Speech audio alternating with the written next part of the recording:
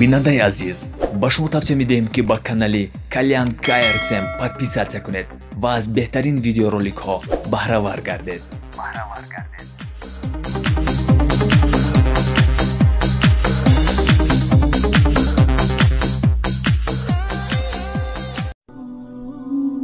بسم الله الرحمن الرحیم.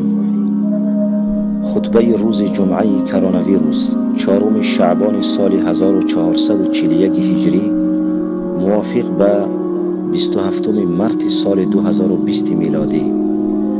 بعد حمد و ثنا بر خدا و صلوات بر پیامبر صلی الله علیه و سلم.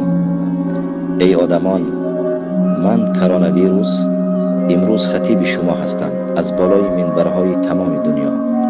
پس گوش کنید و درک کنید، شاید که نامه پروردگارتان را فهمید. ای آدمان، من یک سرباز خردککی از لشکر خدا هستم که مرا خداوند به سوی شما چون بیم دهنده فرستاده است.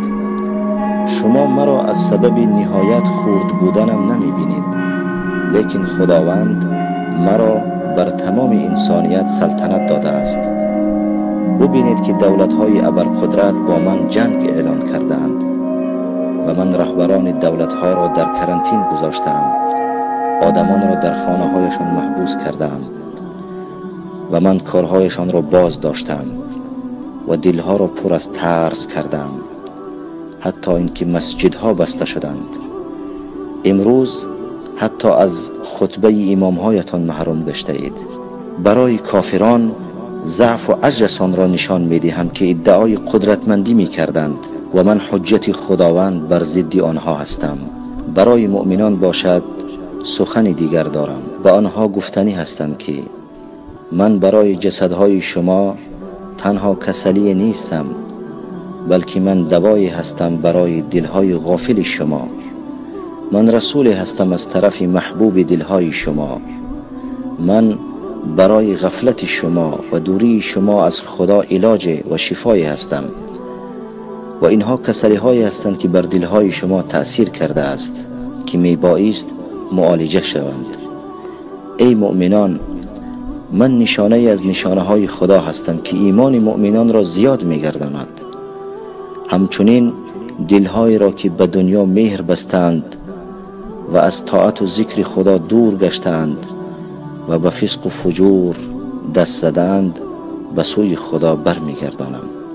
این کارهایتان که تعطیل شد و دنیا بر دل شما تنگ و تاریک گشت و دلهای شما پر از ترس و هراس شد، من به سویتان می آیم، هرچند که در قلعه های مستحکم پنهان شده باشید هم.